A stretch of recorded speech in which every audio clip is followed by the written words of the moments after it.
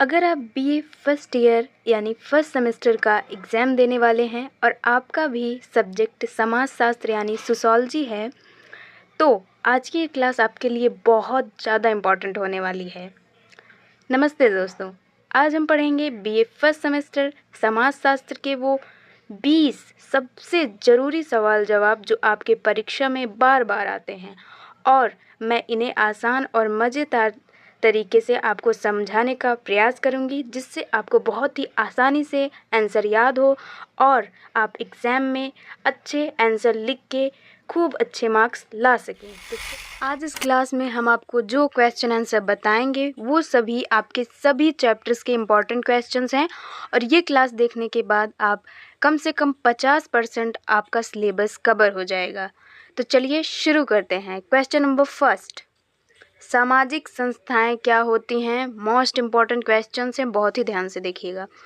तो सामाजिक संस्थाएं समाज के वह बड़े समूह होते हैं जो समाज के कामकाज को चलाते हैं और उसे संगठित करते हैं। अब उदाहरण से समझते हैं। उदाहरण के लिए परिवार, धर्म, शिक्षा, सरकार और आर्थिक संस्थाएं, ये सभी क्या हैं? सामाजिक संस्थाएं हैं। परिवार व्यक्ति को सामाजिक नियम, संस्कार और मूल्य सिखाता है। जैसे हम जिस परिवार में हैं, हमें जैसे ही उस परिवार से जो भी सीख मिलेगी उसी के अनुसार हमारा व्यवहार और आचरण होता है। तो यह पहली सामाजिक संस्था है। अब देखते हैं, धर्म लोगों को नैतिकता का ज्ञान देता है और एकता बनाए रखता है। धर्म, सभी जाति का धर्म अलग अलग होता है। यह धर्म हमें क्या सिखाता है? नैतिकता का ज्ञान और आपस में एकता का महत्व बताता है कि हम सब लोग मिल के रहेंगे तो वह समाज के लिए कितना लाभदायक होगा। इस तरह के क्वेश्चंस आपको 7-8 नंबर दे सकते हैं अगर आप सेम टू ऐसे ही एग्ज़ाम में लिखते हैं। तो बहुत ही ध्यान से देखिए, बहुत सरल शब्दों का प्रयोग किया गया है और प्रत्येक क्वेश्चन जो है आपका अच्छा मार्क्स देने वाला है। शिक्षा समाज को ज्ञान और कौशल देती है। अब शिक्षा भी एक संस्था है। शिक्षा क्या कार्य करती है? शिक्षा व्यक्ति को ज्ञान और कौशल देती है। सरकार कानून बनाती है और व्यवस्थाएं बनाए रखती है। सभी का अलग अलग कार्य है। हम लोग शिक्षा इसलिए ग्रहण करते हैं जिससे हमारा ज्ञान बढ़े, कौशल, हमारी स्किल्स डेवलप्ड हों। सरकार का काम है नए नए कानून बनाना, जनता के लिए जो भी व्यवस्थाएं हैं उनको बना कर रखती है। ये संस्थाएं मिलकर समाज को स्थिर और सुव्यवस्थित बनाती हैं, यानी इन्हीं सब संस्थाओं से मिलकर हमारा समाज उन्नति करता है। तो ये तो था फर्स्ट मोस्ट इम्पॉर्टेंट क्वेश्चन, जिसमें हमने जाना सामाजिक संस्थाएं क्या होती हैं, इसके कार्य क्या होते हैं और इसका क्या महत्व होता है। तो इस तरह से अगर कोई भी इस टॉपिक से क्वेश्चन आएगा तो हम आशा करते हैं कि आप इसका उत्तर आसानी से दे लेंगे। आइए देखते हैं question number second.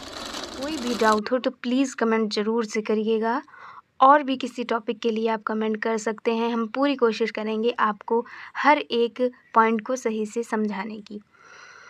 Question number second है, जाति और वर्ग में क्या अंतर होता है? बहुत ही इंपॉर्टेंट क्वेश्चन ये भी है। हमने सभी जो क्वेश्चंस पेपर आते हैं बीए के, उन सभी को सब समझिए कि जो भी रिपीटेड क्वेश्चंस है 6-7 साल पहले के आए हुए, उन्हीं सबको लेके ये आज की क्लास को हमने बनाया है। तो इसको सपोर्ट ज़रूर से करिए, चैनल को लाइक सब्सक्राइब करना मत भूलिए। जाति जन्म के आधार पर बनी सामाजिक व्यवस्था है।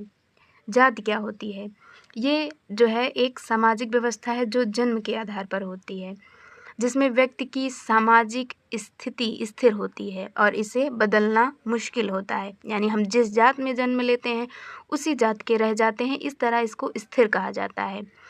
जबकि जाति व्यवस्था में सामाजिक प्रतिबंध और नियम होते हैं। जाति व्यवस्था सबकी अलग अलग होती है, इसमें कुछ प्रतिबंध होते हैं, कुछ नियम होते हैं। ये था जाति। अब देखते हैं वर्ग क्या होता है।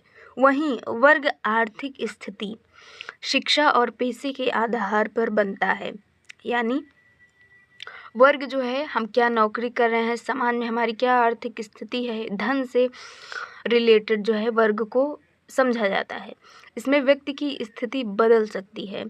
वर्ग अधिक गतिशील होता है। गतिशील का मतलब है जो बदला जा सके, और इनमें लोग मेहनत से ऊपर उठ सकते हैं।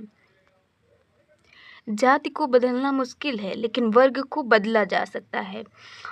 जाति जन्मजात होती है, जबकि वर्ग आर्थिक और सामाजिक कारणों से बनता है। यानी आप मेहनत करके आप एक अच्छी आर्थिक स्थिति और अपने ऊंचे वर्ग में आ सकते हैं। क्वेश्चन नंबर 3 की तरफ जो है, सामाजिक परिवर्तन के क्या कारण हैं? सामाजिक परिवर्तन क्या होता है? सामाजिक परिवर्तन समाज में समय के साथ होने वाले बदलाव को कहते हैं। सामाजिक यानी समाज, परिवर्तन यानी बदलाव, बहुत ही सिंपल अर्थ है। इसके कारण हैं तकनीक विकास, जैसे कि इंटरनेट, 4G 5G, आर्थिक बदलाव, आर्थिक में औद्योगिकीकरण हो गया, सांस्कृतिक बदलाव, नई नई सोच, संस्कृत हो गया। अब राजनीतिक बदलाव, नई नीतियां जो है, नए कानून नियम जो बनाए जा रहे हैं राजनीति में। प्राकृतिक कारण जैसे युद्ध या आपदा, ये सभी मिलकर समाज की संरचना और व्यवहार को बदल देते हैं। इन्हीं को कहा जाता है कि सामाजिक परिवर्तन, यानी समाज में जो परिवर्तन हो रहे हैं। अब हम आपको बताते हैं कैसे आप इसको याद रख सकते हैं। तो आपको याद रखने के लिए इसे कुछ पहलू होते हैं समाज के, जैसे एक आर्थिक पहलू हो गया, धन से संबंधित, एक राजनीतिक हो गया, कानून से संबंधित, एक सांस्कृतिक हो गया, जो हमारी परंपरा है, सोच है, इसके लिए एक है प्राकृतिक कारण, और एक है औद्योगिकीकरण, तकनीक विकास। तो इस तरह से 5 ये पॉइंट्स आप याद कर लेंगे तो ये आंसर को आप आसानी से लिख सकते हैं। हम जानते हैं कि ये पूरी क्लास आपको, बहुत बच्चे हैं जो देखना नहीं चाहेंगे, लेकिन हम आपको गारंटी देते हैं कि आप एक बार अच्छे से मेहनत करके देखिए, पूरी क्लास को अच्छे से वॉच कीजिए, उसके बाद इन सभी पॉइंट्स को याद कीजिए, फिर आपको बार बार भटकने की आवश्यकता नहीं है। इन्हीं को तैयार करके आप अपने एग्ज़ाम की तैयारी की शुरुआत कर सकते हैं। और भी बहुत सारे वीडियोस हम प्लेलिस्ट में ऐड करते रहेंगे, आप उन्हें देखिए और एग्ज़ाम की तैयारी शुरू रखिए, जिससे आपके 90+, अगर ऐसी तैयारी आपको कराई जाएगी, 90+ मार्क्स आपके आने से कोई रोक ही नहीं सकता। क्वेश्चन नंबर 4 है, परिवार का समाज में क्या महत्व है? अब आता है परिवार। जैसा कि हमने क्वेश्चन नंबर 1 में बताया था, परिवार क्या है?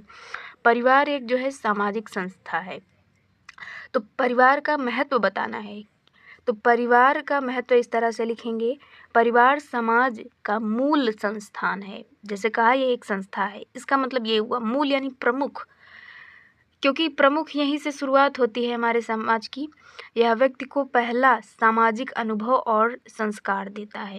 यानी व्यक्ति जब जन्म लेता है तो सबसे पहले परिवार से ही वो अनुभव और संस्कार को लेता है। परिवार में बच्चे सामाजिक नियम सीखते हैं, यानी समाज में कैसे रहना है, कैसे बोलना है, बड़ों का आदर करना है, सबके साथ कैसा व्यवहार करना है, प्यार और सुरक्षा पाते हैं परिवार में बच्चे। यह सामाजिक नियंत्रण का माध्यम है और समाज की स्थिरता में मदद करता है। परिवार टूटने में समाज में तनाव और असामाजिक व्यवहार बढ़ जाते हैं। तो ये तो है कि परिवार का समाज में क्या महत्व होता है। आप इस क्लास को बिना बोर हुए देखिए, क्योंकि आप अगर बुक से पढ़ते हैं तो सोचिए उसमें एक एक इम्पॉर्टेंट क्वेश्चंस को ढूंढने में कितना समय आपका जाता है, और यहाँ पे आपको मिल रहे हैं सभी इम्पॉर्टेंट क्वेश्चंस जो कि आपके मॉडल क्वेश्चन पेपर और प्रीवियस ईयर के क्वेश्चन पेपर से क्वेश्चंस लिए गए हैं। तो ध्यान से देखिए ये क्लास को, ये आपके सोशियोलॉजी के सब्जेक्ट के लिए बहुत ही इम्पॉर्टेंट है। और हाँ, आपको अगर कोई भी डाउट है तो ज़रूर पूछिए। क्वेश्चन नंबर 5 है, शिक्षा और समाज का क्या संबंध है? उत्तर है, कैसे लिखेंगे आप? इतने ही शब्दों में आपको लिखना है, जितना शब्द आपको पूछता है उसी शब्द के हिसाब से आपको उत्तर लिखना है। अगर लॉन्ग में आता है, मान लीजिए, ये तो आपका शॉर्ट में आएगा, यानी लघु में। अगर आप इतना समझ लेते हैं तो आप इसको एक्सप्लेन करके लॉन्ग क्वेश्चंस भी लिख सकते हैं। तो शिक्षा समाज का आधार होता है। अब समझिए कि शिक्षा को समाज का आधार आखिर क्यों कहा जाता है। तो यह व्यक्ति को ज्ञान, कौशल और सामाजिक मूल्य देती है। शिक्षा व्यक्ति को क्या देता है? ज्ञान देता है, कौशल देता है और सामाजिक मूल्य का महत्व बताती है। शिक्षा से व्यक्ति जागरूक होता है, सामाजिक जिम्मेदारियां समझता है और समाज में सकारात्मक बदलाव लाता है। यह सामाजिक असमानता को कम करती है और आर्थिक विकास में मदद करती है। यानी जब व्यक्ति शिक्षित होगा तो उसका ज्ञान और कौशल और सामाजिक मूल्य जो है उसमें विकास होगा, बदलाव होगा और उसकी सकारात्मक सोच से ही आर्थिक विकास वह कर सकता है, जो कि समाज के लिए भी बहुत ही ज़्यादा ज़रूरी है। तो सामाजिक सुधार और प्रगति का मुख्य साधन है शिक्षा। शिक्षा ही व्यक्ति को पूर्ण बनाती है। शिक्षा से व्यक्ति का मानसिक विकास, बौद्धिक विकास होता है और वह जीवन में कुछ अच्छा व्यक्ति कर पाता है। हम आ गए हैं क्वेश्चन नंबर 6 पे, जो कि है समाजशास्त्र के अध्ययन के मुख्य उद्देश्य क्या है। यानी हम समाजशास्त्र को आखिर पढ़ते क्यों हैं, इसके पढ़ने के क्या उद्देश्य हैं। तो आइए देखते हैं उत्तर को। तो समाजशास्त्र का उद्देश्य समाज के नियमों, समाज का जो भी नियम है, संस्कृतियों और व्यवहार को समझना। अर्थात समाजशास्त्र हम इसलिए पढ़ते हैं ताकि हमें समाज के नियम, संस्कृति और व्यवहार पता चले। यह समाज में संबंधों और संघर्षों का विश्लेषण करता है। समाजशास्त्र से हम जान पाते हैं कि समाज कैसे काम करता है, सामाजिक समस्याएं क्या हैं और उसका समाधान कैसे किया जाए। यानी पहला तो हम जानते हैं कि समाज के नियम, संस्कृति, व्यवहार क्या है। फिर हम ये भी जानते हैं कि आखिर समाज कैसे काम करता है, उसमें क्या समस्याएं हैं और उसको कैसे हम सुधारें। इसके माध्यम से समाज में सुधार और विकास के लिए नई नीतियां बनाई जाती हैं। अब एक बार शॉर्ट में समझते हैं पॉइंट्स को। समाजशास्त्र के अंतर्गत हम ये पढ़ते हैं, पहले तो पढ़ते हैं कि समाज कैसे काम करता है, इसके नियम, संस्कृति क्या है। दूसरा, इसकी जो भी समस्याएं हैं उसके समाधान को समझते हैं और उसके लिए नए नियम बनाते हैं, जिससे कि हमें समस्याओं का समाधान मिल सके। तो ये तो है कि समाजशास्त्र के अध्ययन के क्या उद्देश्य हैं। अब हम आ चुके हैं प्रश्न नंबर 7, क्वेश्चन नंबर 7 पे, जो कि है बहुत ही महत्वपूर्ण। समझिए, सारे क्वेश्चंस एकदम ही महत्वपूर्ण हैं, बहुत ध्यान से देखिएगा। पीडीएफ या नोट्स के लिए आप कमेंट कर सकते हैं, हम आपको पूरी कोशिश करेंगे देने का। अब आते हैं, धर्म का समाज में क्या स्थान है। अभी तक हमने शिक्षा जाना, परिवार जाना, अब देखते हैं आखिर धर्म का समाज में क्या महत्व है, आखिर हम धर्म को इतना सीरियस क्यों लेते हैं। तो धर्म एक समाज की एक महत्वपूर्ण सामाजिक संस्था है। ये सभी संस्थाएं हैं, पहले ही जाना, परिवार, शिक्षा, धर्म, ये सभी संस्थाएं हैं। अब हम धर्म के बारे में जान रहे हैं, लेकिन धर्म क्या है, समाज में क्या स्थान है, धर्म का क्या महत्व है। तो यह एक सबसे पहले आप ऐसे थोड़ा कोई आंसर लिखने का तरीका क्या होता है, आपको सबसे पहले उस टॉपिक के बारे में थोड़ा इंट्रो देना है, यानी ये है क्या, उसके बाद थोड़ा उसको डीपली बताना है, फिर अंत में उन सभी को निष्कर्ष के रूप में एक छोटी लाइन में आपको बताना है। तो ये होता है एक आंसर लिखने का फॉर्मेट। तो अगर हम एक और वीडियो लाएंगे जिस पे आप कॉपी लिखने का तरीका और कैसे आप आंसर को बनाकर समझे हैं तो लिख सकते हैं, ये भी बताएंगे। तो देखते हैं, लोगों को नैतिकता, नियम और सामाजिक व्यवहार सिखाता है। और धर्म समाज में एकता, सहयोग, सद्भावना बढ़ती है। धर्म से यह संकट के समय लोगों को मानसिक सहारा भी देता है। समाज में धर्म की भूमिका सामाजिक स्थिरता बनाए रखने में अहम होती है। अब शॉर्ट में समझते हैं इसका मतलब। धर्म क्या है, धर्म हमें क्या सिखाता है, हमें नैतिकता, समाज से क्या व्यवहार करना है, समाज के नियम क्या हैं। और धर्म हमें ये भी सिखाता है कि हमें एकता एवं सहयोग के साथ सद्भावना, यानी अच्छी भावना होनी चाहिए दूसरों के प्रति। और जब हम संकट में होते हैं तो लोगों को मानसिक सहारा देता है। अब ये आप सोच रहे होंगे कि कैसे मानसिक सहारा देता है। मानसिक सहारा का मतलब धर्म, जैसे आप जिस धर्म के हैं, सभी धर्म के अलग अलग नियम होते हैं। जैसे कुछ लोग भगवान को मानते हैं, हिंदू धर्म में भगवान को माना जाता है, उनकी पूजा की जाती है। तो जैसे आप पे कोई संकट आए तो सबसे पहले आपके मुंह से क्या निकलता है? हे भगवान। तो यही है कि एक मानसिक सहारा भी धर्म जो है व्यक्ति को देता है। क्लास आपको पसंद आ रही है तो बिना कुछ सोचे समझे कमेंट में यस लिखिए और वीडियो को लाइक ज़रूर से करिए। आइए देखते हैं, शिक्षा किस प्रकार सामाजिक परिवर्तन में सहायक है। शिक्षा का क्या महत्व है, इस तरह भी से भी क्वेश्चन आ सकता है। तो देखते हैं आंसर। शिक्षा नए विचार और ज्ञान प्रदान कर समाज में बदलाव लाती है। शिक्षा से हमें नए नए विचार आते हैं, यह रूढ़ियों और कुरीतियों को ख़त्म करती है। रूढ़ियाँ यानी हमारी जो बहुत दिनों से कुरीतियाँ, जो कि अक्षय रीतियाँ नहीं मानी जाती, उन्हीं को कहा जाता है कुरीतियाँ, रूढ़ियों। इनको ख़त्म करने का प्रयास शिक्षा द्वारा किया जाता है। शिक्षित व्यक्ति समाज में सुधार के लिए प्रेरित होता है और नए अवसरों को अपनाता है। शिक्षित व्यक्ति जो है वो हर संभव प्रयास करता है कि समाज में सुधार हो और नए अवसरों को अपनाता है। शिक्षा सामाजिक असमानताओं को घटाकर समानता और विकास में मदद करती है। कैसे इस असमानताओं को कम करती है? यानी जब हर व्यक्ति जो है शिक्षित होगा तो उसमें असमानताएं ख़त्म होगी और समाज में जो है समानता आएगी। यानी सभी व्यक्ति शिक्षित होंगे तो आर्थिक स्थिति सभी की अच्छी होगी और सब नए नए विचार से आगे बढ़ने का प्रयास करेंगे। हम आ चुके हैं प्रश्न नंबर 9। बहुत इम्पोर्टेंट क्वेश्चन ये भी है। क्वेश्चन है, सामाजिक नियम क्यों आवश्यक होते हैं? आखिर ये समाज में नियम बनाए क्यों गए हैं? इसकी क्या आवश्यकता पड़ गई जो समाज में नियम बनाए गए हैं? ये बहुत ही इम्पोर्टेंट क्वेश्चन है। अगर आप यूपीएससी एग्ज़ाम की तैयारी या कोई भी सिविल एग्ज़ाम की तैयारी कर रहे हैं तो उसमें भी ये क्वेश्चन बहुत ही ज़्यादा पूछा जाता है। तो सामाजिक नियम समाज में अनुशासन बनाए रखने के लिए ज़रूरी होते हैं। यानी अनुशासन का मतलब है कि सब एक शासन में रहें।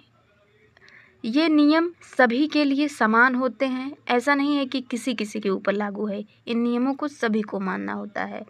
समाज के सदस्यों को सही गलत का पता देते हैं। यानी समाज में क्या करना चाहिए, क्या सही है क्या गलत है, इसके बारे में सामाजिक नियम जो है इसलिए बनाए जाते हैं ताकि लोगों को इसका ज्ञान हो। इसके बिना समाज में अराजकता फैल सकती है। यानी समाज में जो है सब अपना अपना मनमाना करेंगे, जिससे समाज जो है, समाज का नियम जो है, इसीलिए नियम बनाया गया है जिससे कि समाज में अव्यवस्था ना हो। नियमों से समाज में सहयोग और शांति बनी रहती है। नियम का सभी पालन करते हैं जिससे कि सहयोग और शांति बनी रहे। इन्हीं बातों को ध्यान में रखकर समाज में कुछ नियम को बनाए गए हैं जो कि समाज के लिए बहुत ही आवश्यक हैं। अभी तक जो इस क्लास को देख रहा है, हमें पता है कि वह कोई फर्स्ट यानी अपने क्लास में कोई टॉपर ही है जो अभी तक यहाँ पे रुका हुआ है।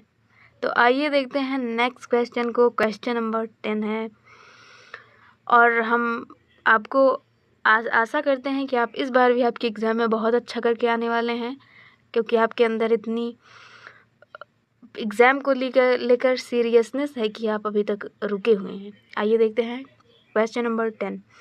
सामाजिक वर्गीकरण के क्या प्रकार होते हैं? यानी समाज में जो वर्गीकरण है, जो वर्गों के आधार पर लोगों को बांटा गया है, इसके कितने प्रकार हैं?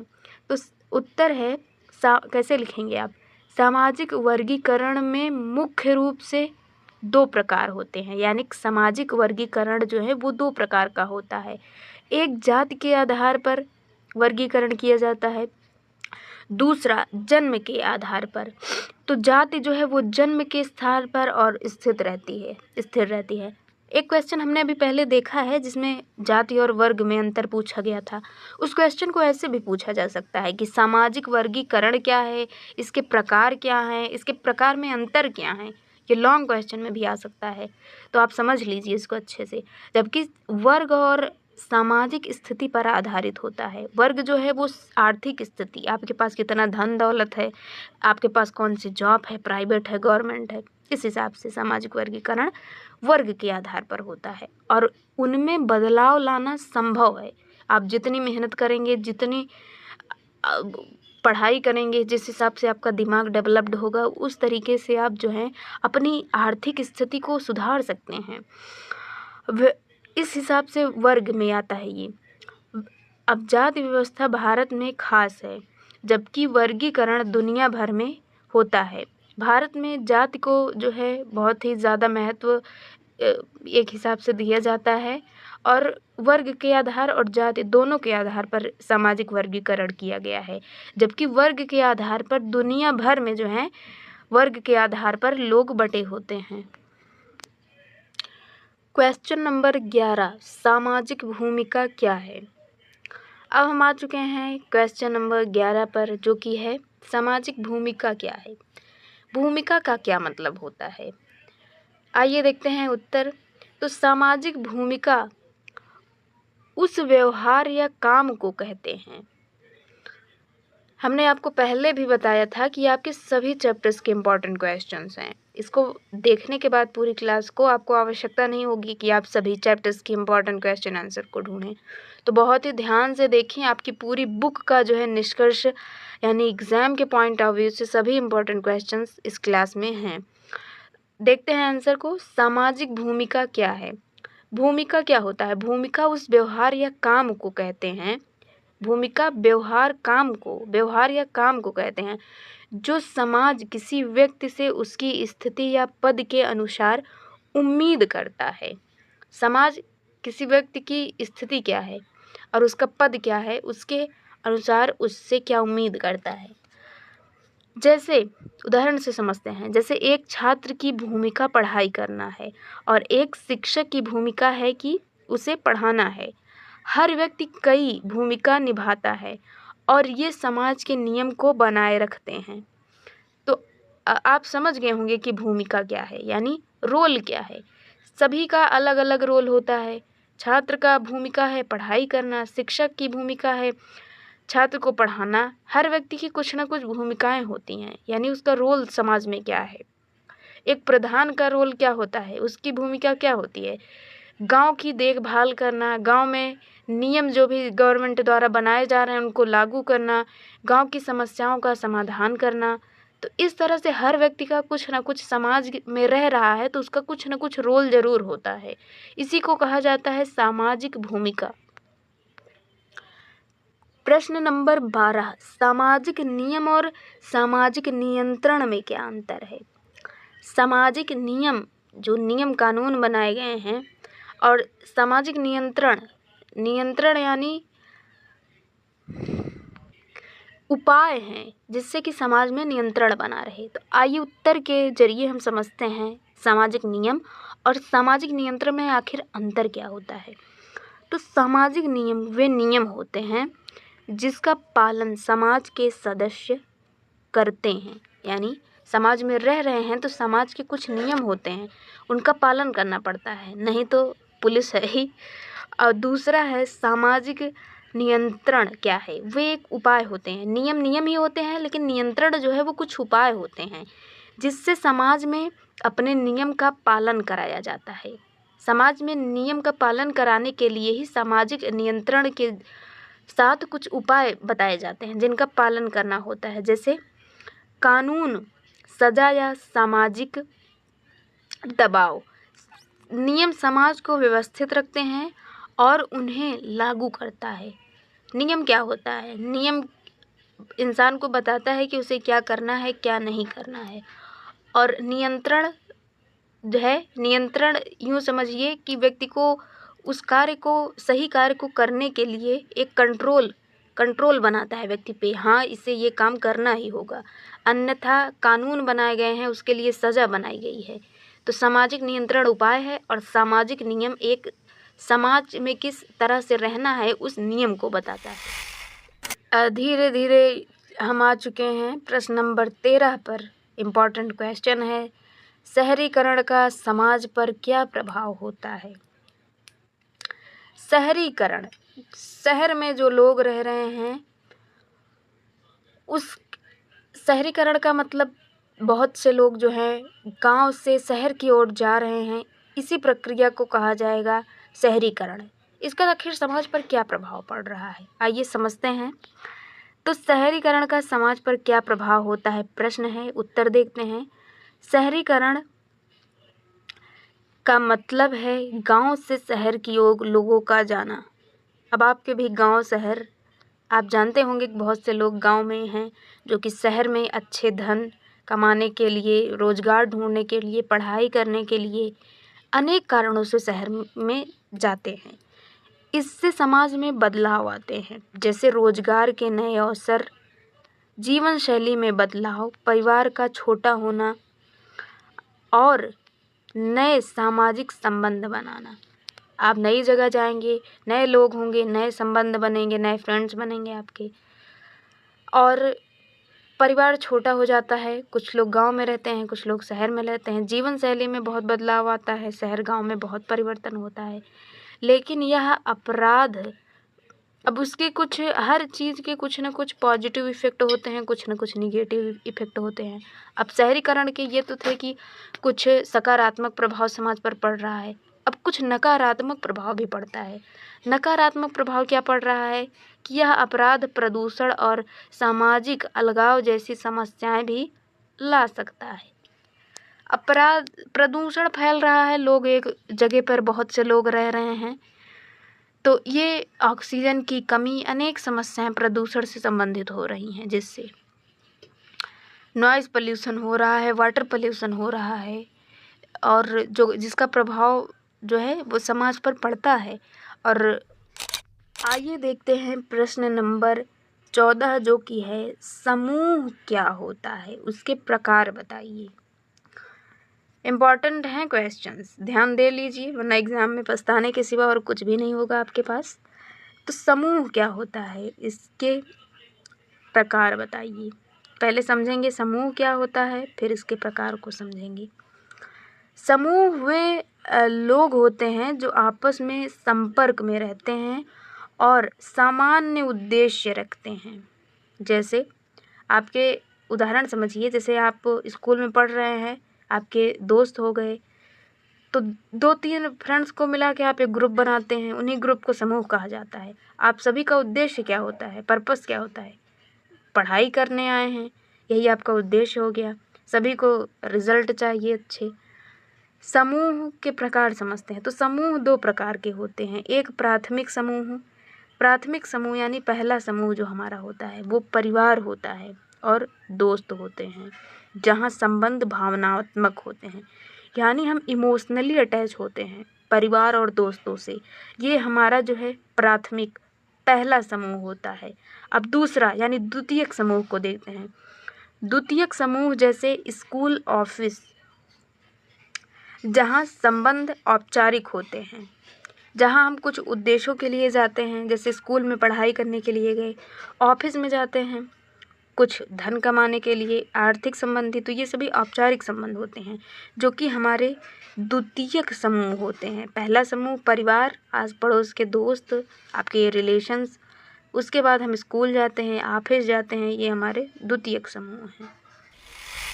अगर अभी तक आप अभी रुके हैं इस क्लास में, तो आप जिस यूनिवर्सिटी से हैं और आपका नाम क्या है, कमेंट में ज़रूर से बता दीजिए। अब देखते हैं हम प्रश्न नंबर 15 जो कि है सामाजिक असमानताएं क्या हैं। समानता यानी बराबरी, असमानताएं मतलब समाज में कुछ लोगों को अधिकार, मतलब कुछ लोगों को ज़्यादा सम्मान मिल रहा है, कुछ लोगों को कम मिल रहा है, कुछ को कम अवसर, कुछ को ज़्यादा, तो ये असमानताएं हो गई। अब समझते हैं इसके अर्थ को। उत्तर है सामाजिक असमानता का मतलब है समाज में कुछ लोगों को अधिकार, संपत्ति या अवसरों में कम या ज़्यादा मिलना। यह असमानता आर्थिक, सामाजिक, जाति या लैंगिक आधार पर हो सकती है। यानी समाज में कुछ लोग हैं जिनके पास बहुत ज़्यादा संपत्ति है, उनको सम्मान भी खूब मिल रहा है, अवसर भी खूब मिल रहा है। कुछ लोग ऐसे हैं जिनकी आर्थिक स्थिति कमज़ोर होने के कारण और जाति के आधार पर, लैंगिक स्त्री पुरुष के आधार पर उनमें भेदभाव किया जा रहा है। इसी को कहा जाता है सामाजिक असमानता। असमानता समाज में संघर्ष और समस्याएं पैदा करती है। अब जब कुछ लोगों को समान अवसर नहीं मिलेगा, तो जिन्हें नहीं मिल रहा है अवसर, सम्मान नहीं मिल रहा है, जाहिर सी बात है कि उनको जो है क्रोध आएगा, गुस्सा आएगा, उन बेचारों को आगे बढ़ने का अवसर नहीं दिया जा रहा है। तो इससे क्या होता है, सामाजिक असमानता से समाज में संघर्ष, लड़ाई झगड़े और भी अनेक समस्या पैदा होती है, गरीबी, भुखमरी। तो ये तो था सामाजिक असमानता। इस प्रश्न को अनेक तरीके से पूछा जा सकता है कि सामाजिक असमानता का अर्थ बताइए, इसकी परिभाषा दीजिए और इसका क्या समाज पर प्रभाव पड़ रहा है, इसका महत्व क्या है, इसके नकारात्मक प्रभाव क्या हैं, कुछ भी पूछा जा सकता है। आप आंसर को समझे रहेंगे तो आसानी से लिख सकते हैं। हम लोग आ चुके हैं प्रश्न नंबर 16 की तरफ, जो कि है सामाजिकरण क्या है। बहुत इम्पॉर्टेंट क्वेश्चन है। अब हमें आपको बार बार बताने की आवश्यकता ना पड़े कि सभी क्वेश्चंस बहुत इंपॉर्टेंट हैं। कुछ ऐसे प्रश्न हैं जो और भी ज़्यादा इम्पॉर्टेंट हैं, यूँ समझिए मोस्ट इम्पॉर्टेंट। उन्हीं में से एक आता है समाजीकरण क्या है। तो जैसे सबसे पहले उत्तर लिखने का तरीका बताया, आपको इंट्रो थोड़ा सा देना है कि समाजीकरण वह एक प्रक्रिया होती है, एक प्रोसेस होता है जिसमें व्यक्ति समाज के नियम, मूल्य, संस्कृति को सीखता है। यानी बचपन से ही परिवार, स्कूल और समाज के माध्यम से हम सीखते हैं। समाजीकरण से हम अच्छे नागरिक बनते हैं और समाज में सही तरीके से रह पाते हैं। यानी हम समाज में जो है रहते हैं, यहाँ की बहुत सी चीज़, यहाँ के नियम, मूल्य, संस्कृति से परिचित होते हैं, उसको अपने जीवन में अपनाते हैं। इसी प्रक्रिया को कहा जाता है समाजीकरण। समाज में रहकर समाज को, नियमों को अपनाने की प्रक्रिया ही समाजीकरण कहलाती है। 17 है, धीरे धीरे हम आ रहे हैं प्रश्न नंबर 20 की तरफ। इस तरह से आज की ये क्लास हमारी एंड हो जाएगी। लेकिन अभी आप देखिए पहले प्रश्न नंबर 17 को कि सांस्कृतिक विविधता क्या है। सांस्कृतिक विविधता क्या है, उत्तर देखते हैं। सांस्कृतिक विविधता का मतलब है अलग अलग समाज में अलग अलग भाषा, धर्म, रीति रिवाज और परंपराएं होना। आप समझ सकते हैं कि हर समाज में कुछ अलग भाषा होती है, थोड़ी थोड़ी दूर पे धर्म बदलते हैं, रीति रिवाज, परंपरा बदलती है, भाषा भी अलग अलग थोड़ी बहुत होती है। तो यही है कि यह समाज को रंगीन बनाती है और हमें एक दूसरे की संस्कृति समझने और सम्मान करने का मौका देती है। विविधता यानी भिन्नता, क्या अलग है दूसरों से। तो हर समाज का कुछ न कुछ जो है संस्कृति में भिन्नता, बदलाव होता है। इसी को कहा जाता है सांस्कृतिक भिन्नता। सांस्कृतिक मतलब आपका जो भी धर्म है, भाषा है, रीति रिवाज है, परंपरा, पहनावा, बोलचाल, ये सभी आपकी संस्कृति है। प्रश्न नंबर 18 है, सामाजिक समूह और भीड़ में क्या फ़र्क है। सामाजिक समूह और भीड़ में क्या फ़र्क है, उत्तर देखते हैं। तो सामाजिक समूह वो लोग होते हैं जो नियमित संपर्क और साझा लक्ष्य रखते हैं, जैसे परिवार या दोस्त। वहीं भीड़ अस्थायी और अनियमित होती है, यानी कभी भी आती है, भीड़ होती है, कभी हट जाती है, कोई स्थायी नहीं होता। जैसे कि मेला या प्रदर्शन में जमा होना लोगों का, ये क्या है, भीड़ है। इनका कोई ये नहीं है कि नियमित रोज मिल ही रहे हैं एक दूसरे से। समूह में संबंध मजबूत होते हैं, भीड़ में नहीं। समूह में लोग एक दूसरे को अच्छी तरह से जानते हैं और नियमित एक दूसरे से मिलते हैं, उनका कुछ लक्ष्य उद्देश्य होता है। और भीड़ क्या होती है, ये कोई अस्थायी नहीं होती कि इससे में रोज लोग वही मिल ही रहे हैं। प्रश्न नंबर 19, लिंग और सेक्स में क्या अंतर होता है। तो लिंग, सेक्स जैविक पहचान होती है, लड़का या लड़की। लिंग सामाजिक और सांस्कृतिक पहचान होती है। कि लड़का या लड़की को समाज में कैसे देखा जा सकता है और व्यवहार किया जाता है। लिंग हमारे व्यवहार और भूमिका को दर्शाता है। अब हम आ चुके हैं प्रश्न नंबर 20। ये सबसे लास्ट क्वेश्चन है और इसी के साथ ही हमारे जो टॉप 20 क्वेश्चंस समाजशास्त्र के हैं आपके एग्ज़ाम के लिए वो समाप्त हो जाएंगे। आइए देख लेते हैं प्रश्न नंबर 20 को। सामाजिक व्यवस्था क्या होती है? उत्तर है सामाजिक व्यवस्था समाज में नियम कानून और मान्यताओं का एक ढांचा है जिससे समाज शांतिपूर्ण और संगठित रहता है। यह सुनिश्चित करता है कि लोग अपने अधिकारों और कर्तव्यों को समझें और पालन करें। यानी सामाजिक व्यवस्था वो है, व्यवस्था का मतलब कुछ नियम होते हैं, कुछ कानून होते हैं, इसी को कहा जाता है व्यवस्था। और व्यवस्था नियम जो है वो लोगों के लिए बनाए जाते हैं, जो लोगों को उनके अधिकार और कर्तव्य को समझाता है और उसे पालन करने के लिए कहा जाता है इन नियमों के द्वारा। तो जिससे क्या होता है, व्यवस्थाओं के ज़रिए समाज में शांतिपूर्ण और समाज जो है शांतिपूर्ण तरीके से और संगठित रहता है, जिससे कि लोगों में संघर्ष नहीं होता, लड़ाई झगड़े नहीं होते और सब अपने अधिकारों को समझते हैं और समानता के साथ शांतिपूर्ण तरीके से समाज में रहते हैं। तो यही है कि सामाजिक व्यवस्था इसी को कहा जाता है। अब इस प्रश्न को कई तरह से पूछा जा सकता है, जैसे कि सामाजिक व्यवस्था का क्या अर्थ होता है, इसका क्या प्रभाव है, इसका क्या महत्व है, कुछ भी आए आपको इस पॉइंट्स को अच्छे से समझना है और इसका उत्तर लिखना है। तो इसी के साथ ही आज की ये क्लास एंड होती है। आई होप आपको सभी टॉपिक्स एकदम अच्छे से समझ में आ गया होगा। अगर नहीं आया है तो उसके लिए भी आप कमेंट करें, अगली बार से हम और अच्छे से समझाने का प्रयास करेंगे। और भी किसी टॉपिक पे क्लास आपको चाहिए तो उसके लिए कमेंट करके ज़रूर बताइएगा। और क्लास पसंद आई हो तो लाइक, शेयर और सब्सक्राइब करना चैनल को मत भूलिए। मिलते हैं नेक्स्ट वीडियो में, तब तक अच्छे से अपने एग्ज़ाम की तैयारी करिए।